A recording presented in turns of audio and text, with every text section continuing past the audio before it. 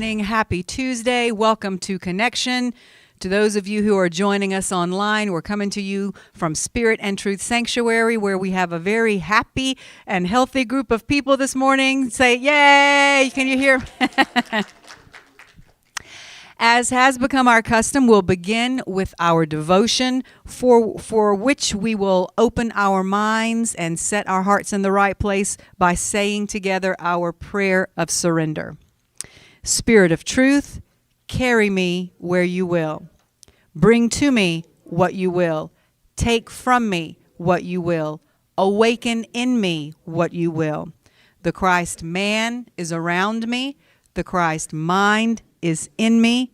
The Christ power flows through me. And the Christ mystery exists as me. I believe it. I perceive it. And now I receive it. I am surrendered. Amen. And so it is. Okay, today, March 14th. Who knows what tomorrow is? The Ides of March, if you know your Shakespeare. The title of our devotion today is The Power of Silence. And here is our affirmation. Let's read that together. My words are powerful, and I will use them wisely. I will not allow the opinion of others to make me speak too quickly. All right, I'm just going to read now, begin reading the text of the devotion if you want to follow along if you have your book. People will remember not the words of their enemies, but the silence of their friends. This famous quote by Dr. Martin Luther King Jr. is often used as a reproach when people feel others should speak out about a situation or speak up for a certain cause or a person, and they don't. So sometimes people weaponize that phrase and use it against people by saying, why aren't you saying something? However, there's a difference between silence that is an absence of presence because you don't care or you don't feel or you feel intimidated to speak, and silence that is potent because its purpose is to listen deeply to your inner guidance and anchor down into the power that is produced from true righteousness before you speak. This type of silence is about gathering power before a battle, just like a warrior. If you don't go within and receive knowledge from your higher self before you speak, especially when the stakes are high and the situation is one in which your words could easily be misunderstood, you run the risk of your words and or actions not being as effective as they could be. Okay, I want to stop right here before we read the last paragraph and say our prayer and give you just one example and maybe add a layer on top of this concept. I'm going to go ahead and give it away and tell you I wrote today's devotion because I want to tell you what the inspiration for it was. A few years ago, I was watching a video by a woman who I follow on YouTube, and it was during the summer when the Black Lives Matter movement the protests were going on. And so she was saying that, and she was a white woman like me, and her point was, look, white people should not be trying to take the lead right now. And she was saying she was feeling some pressure from some of her friends because she had this public platform of a YouTube channel, and they were pushing her to make some sort of statement about the whole situation. But she was saying that even though she was very supportive and that she considers herself to be an ally to people of color, she said she really felt like the right thing to do at the time was just to be quiet and listen. And she took the opportunity then in this video to explain why. She said she felt that there is a difference between remaining silent because you're apathetic or because you just don't want to get involved, and being silent because you're pausing and going within and processing and thinking it through before you speak, instead of just blurting out the first thing that comes into your head.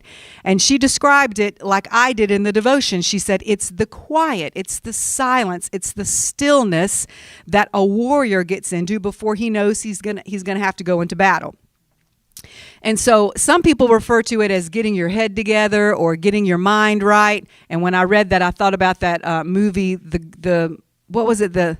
the Green Mile, or the last about the guy in prison, and he was practicing for his execution, one of the other prisoners, and he was saying, "Wait a minute, still getting right with Jesus." It was just, so you got to get yourself right with Jesus before you know you're going to go into a difficult situation. Or, as in this case, staying quiet on purpose because you understand somehow that you're not the one that's supposed to be talking in that moment. Okay, you're not the one that's always supposed to be in the spotlight. When someone else has more wisdom about a situation, or they've experienced in a way that you never could, like in this situation with me and the other white woman, then you just know that it's time for you to stay in the background and let someone else take the lead.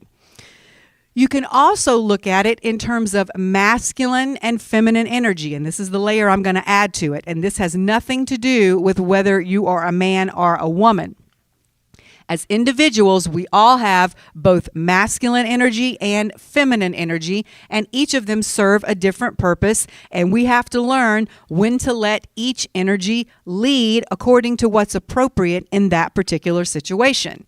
The feminine energy is receptive, and it's the one that hangs back a little and watches and waits for the perfect time and opportunity. The feminine energy knows when to let someone else lead. It is very patient and it ponders. The masculine energy is the one that takes action. It's the one that speaks up and forges ahead. But unless you've spent some time in your feminine energy first, regardless of your gender, then your masculine can be kind of like a bull in a china shop, just going in and knocking stuff over and breaking things. Now, the feminine energy gives the masculine energy its direction. A lot of men do not want to hear that. They do not want to accept it, but that is the truth.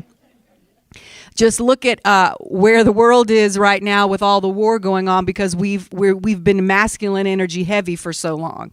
So, taking it away from the physical now and going back to our metaphor, when you let your masculine loose too soon, your masculine energy, you run the risk of your words and or actions not being as effective as they could be, as the devotion said. Our inner world is feminine. Our outer world is masculine. So what is the saying? As within, so without.